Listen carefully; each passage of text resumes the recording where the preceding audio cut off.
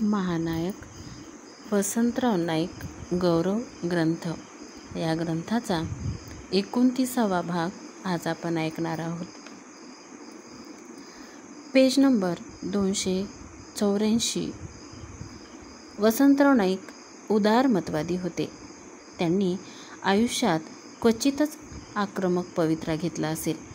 1971 पर्यंतच्या राजकारणात मुंबई प्रदेश काँग्रेस कमिटीशी महाराष्ट्र प्रदेश काँग्रेस कमिटी व मुख्यमंत्री यांना सतत जुळवून घ्यावे लागले.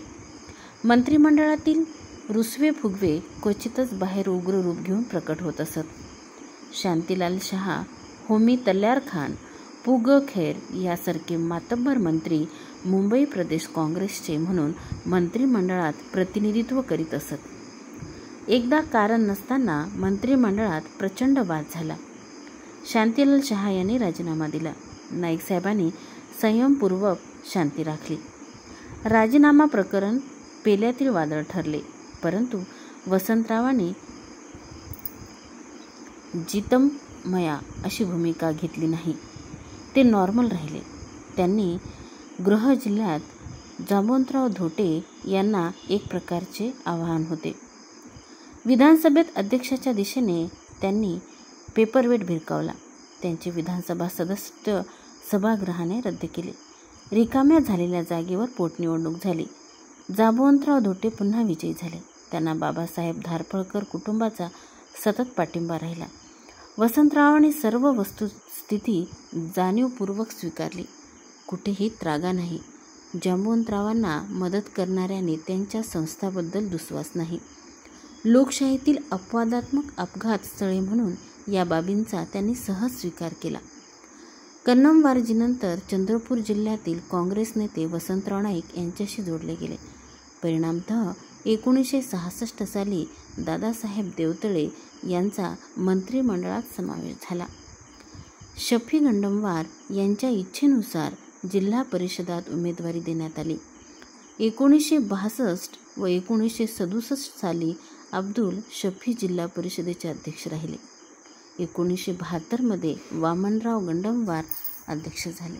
विधिमंडळातील प्रतिनिधी आमदार आणि जिल्हा परिषदेचे नेतृत्व यात समन्वय सुसंवाद राखण्याचा प्रयत्न वसंतरावांनी केला.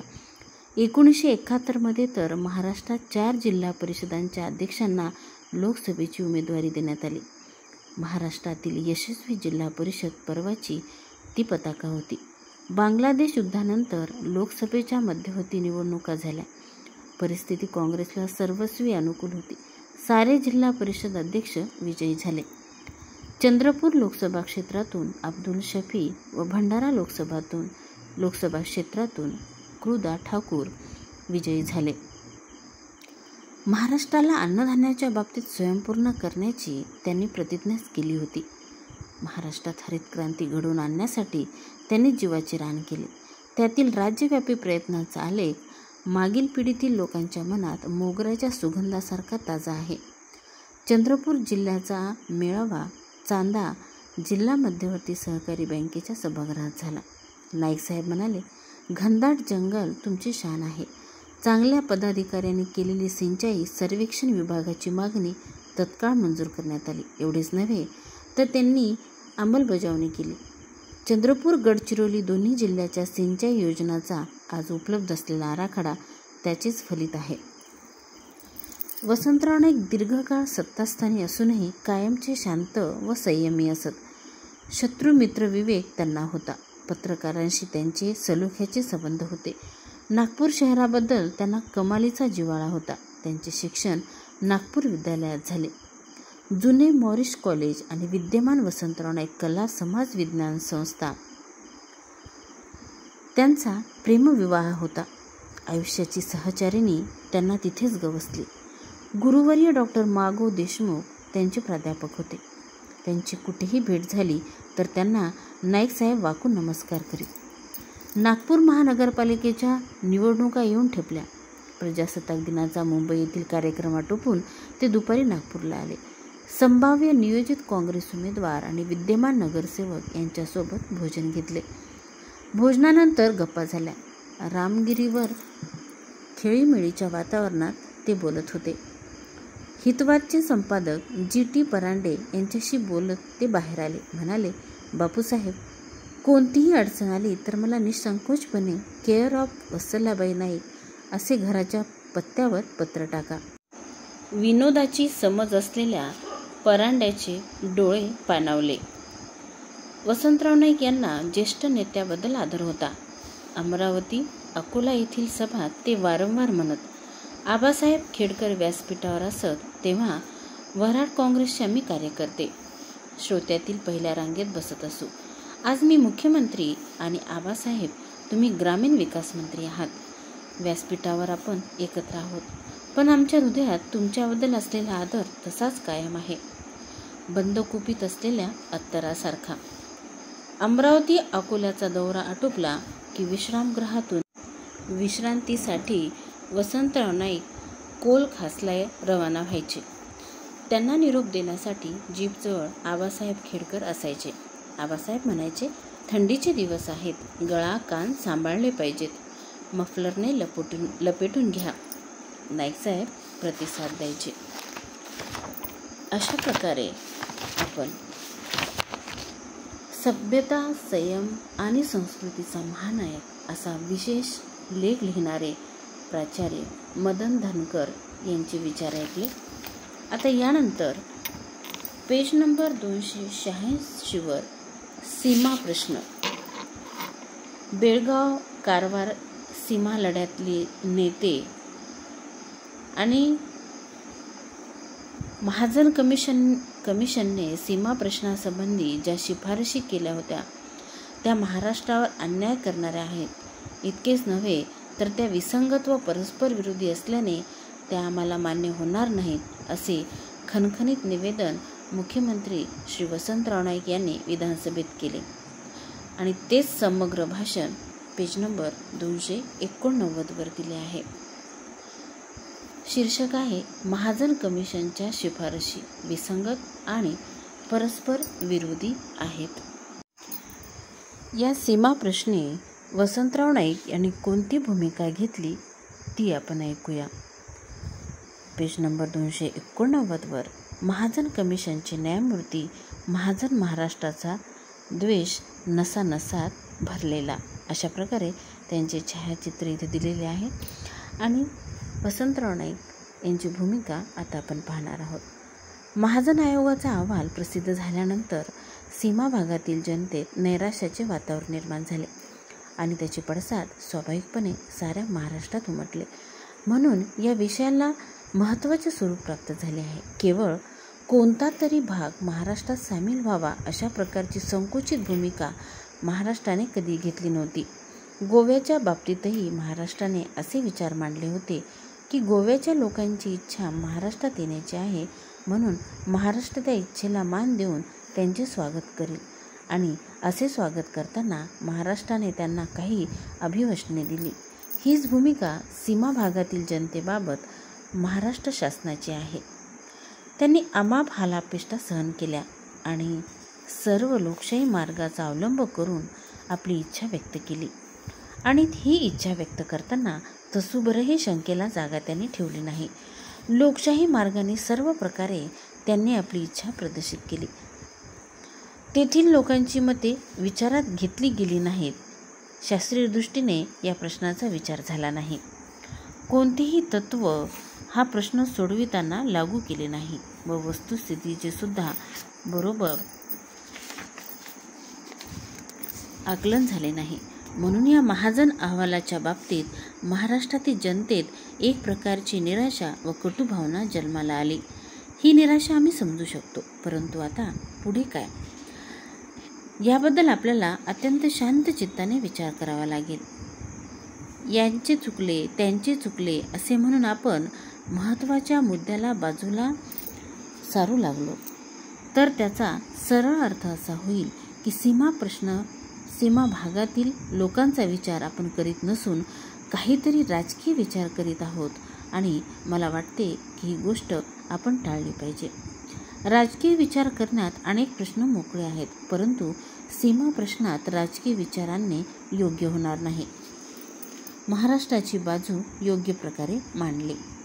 असा एक आरोप करण्यात आला की आम्ही महाराष्ट्राची बाजू योग्य प्रकारे मांडली नाही, कैफियतही बरोबर मांडली नाही. मी खुलासा करू इच्छितो की या बाबतीत सुरुवातीपासून आमची भूमिका नेहमीच तर्कशुद्ध राहिली आहे. जे जे करणे आवश्यक होते ते सर्व केले. यात कोणत्याही प्रकारची कडाडीची कुचराई झाली नाही आणि हलगर्जीपणाही केलेला नाही. वकिलांच्या बाबतीतही पूर्ण खुलासा करू इच्छितो की सर्वप्रथम या देशाचे सॉलिसिटर जनरल श्री गुप्ते यांचा 9 डिसेंबर 1966 रोजी या प्रश्नाच्या बाबतीत प्रथम सल्ला घेण्यात आला. महाजन आयोगासमोर महाराष्ट्राची बाजू 1 मे 1967 रोजी मांडली. परंतु आमचे सरकार डिसेंबर 1966 पासूनच त्या तयारीला लागले होते व उत्तम वकिलाच्या शोधात होते. आमच्या कैफियतीला श्री गुप्ते यांनी संमती दिली होती व महाराष्ट्र सरकारची बाजू आयोगासमोर ते मांडणारही होते. परंतु प्रकृती अस्वास्थ्यामुळे, इतर काही जबाबदाऱ्या उद्भवल्यामुळे आणि कलकत्ता येथे काही तातडीचे काम निघाल्यामुळे ते हे काम स्वीकारू शकले नाहीत. महाराष्ट्रातील एक नावाजलेले घटनापंडित व कायदेपंडित श्री नानी पालखीवाला यांच्याकडे याबद्दल पृच्छा करण्यात आली. डिसेंबरच्या सुमारास त्यांना विचारण्यात आले व त्यांनीही आपली संमती दर्शवली होती. परंतु दुर्दैवाने म्हणा किंवा सुदैवाने म्हणा, कच्छच्या रणाच्या वादाचे जे काम हे येथील आंतरराष्ट्रीय न्यायालयापुढे चालू आहे तेथे भारत सरकारतर्फे काम करण्यासाठी त्यांची नियुक्ती झाल्यामुळे ते महाराष्ट्राचे वकीलपत्र घेऊ शकले नाहीत. त्यानंतर महाराष्ट्राचे ॲडव्होकेट जनरल श्री H.M. सिरवाई यांना आम्ही सांगितले की तुम्हाला हे काम करावे लागेल. परंतु त्यांना हर्नियाचा त्रास असल्यामुळे ते म्हणाले की मी प्रवास करणार नाही. मुंबईत जर आयोगाचे काम चालणार असेल तर मी बाजू मांडेन. मुंबईत बसण्यास आयोग तयार नव्हते. म्हणून श्री सिरवाई यांनी सुचविल्याप्रमाणे श्री अशोक सेन यांना विचारण्यात आले. महाराष्ट्रातील विरोधी नेत्यांनाही आम्ही सांगितले होते की तुम्ही नावे सुचवा. त्याप्रमाणे उत्तर प्रदेशाचे ॲडव्होकेट जनरल श्री मिश्रा यांचे नाव त्यांनी सुचवले होते. श्री मिश्रांची कीर्ती आम्ही ऐकली होती म्हणून या नावाला आम्ही संमती दिली. तत्पूर्वी श्री रामराव अधिक न्यायमूर्ती श्री नाईक यांच्या नावांचाही विचार झाला होता. ही सारी नावाजलेली मंडळी सरकारला मदत करीत होती. वकिलांचे कार्य. श्री सेन व इतर वकील वर्गाने अत्यंत चांगल्या प्रकारे काम केले. परंतु 30 तास त्यांचे प्रतिपादन चालले होते. त्यांनी आपल्या प्रयत्नांची शिकस्त केली होती. माझी त्यांच्याबद्दल कोणतीही तक्रार नाही. महाराष्ट्रातील वकील मिळवण्यासाठी आम्ही डिसेंबरपासूनच खटपट करीत होतो. ही गोष्ट यावरून स्पष्ट होईल. म्हैसूर सरकारतर्फे काम पाहत असलेले श्री नंबियार हे कर्नाटकी नसून तामिळी होते व माझ्या माहितीप्रमाणे त्यांचा जन्म केरळमध्ये झालेला आहे. ही गोष्ट नमूद करण्यासारखी आहे. तेव्हा वकील देण्याच्या बाबतीत काहीच चूक झाली नाही. काटकसर झाली, हलगर्जीपणा झाला अशातला भाग मुळीच नाही. सर्वपक्षीय बैठक. डिसेंबर महिन्यात दिल्ली येथे श्री हरिभाऊ पाटसकर यांची व माझी भेट झाली. त्या भेटीत असे ठरले की श्री पाटसकर यांनी महाराष्ट्रातील त्यांना योग्य वाटतील त्या विरोधी नेत्यांना चर्चेसाठी बोलवावे आणि महाजन आयोगासमोर महाराष्ट्राची बाजू मांडण्यासंबंधी काय करायचे याबद्दल एकमताने निर्णय घ्यावेत. त्याप्रमाणे श्री पाटसकर यांनी सर्वपक्षीय अशी एक बैठक घेतली. या बैठकीस मंत्रिमंडळातील माझे काही सहकारी हजर होते. शिवाय श्री जयंतराव टिळक होते, श्री दादासाहेब गायकवाड होते. श्री म्हाळगी नसले तरी त्यांच्या पक्षांचे श्री उत्तमराव पाटील, डॉक्टर वसंतकुमार पंडित हे हजर होते. Advocate B.M. भट होते, श्री धनंजयराव गाडगीळ होते, श्री नानासाहेब कुंटे होते. अशा अनेक प्रकारे 30 नेते त्या बैठकीला हजर होते. त्या बैठकीत सर्वानुमते असे ठरले की महाराष्ट्रातील जनतेतर्फे आयोगासमोर आपले म्हणणे मांडण्यासाठी एक समिती नेमण्यात यावी. आम्ही सांगितले, ठीक आहे, नावे सांगा. सर्वानुमते श्री पाटसकर, श्री धनंजयराव गाडगीळ, व निवृत्त मुख्य सचिव श्री भट यांची एक त्रिसदस्य समिती या कामाकरता नेमण्यात आली. त्याच बैठकीत असेही ठरले की महाराष्ट्र सरकारतर्फे आयोगासमोर सादर करण्यात येणार असलेल्या निवेदनातील भूमिकेत आणि या त्रिसदस्य समितीने एक अहवाल तयार केला.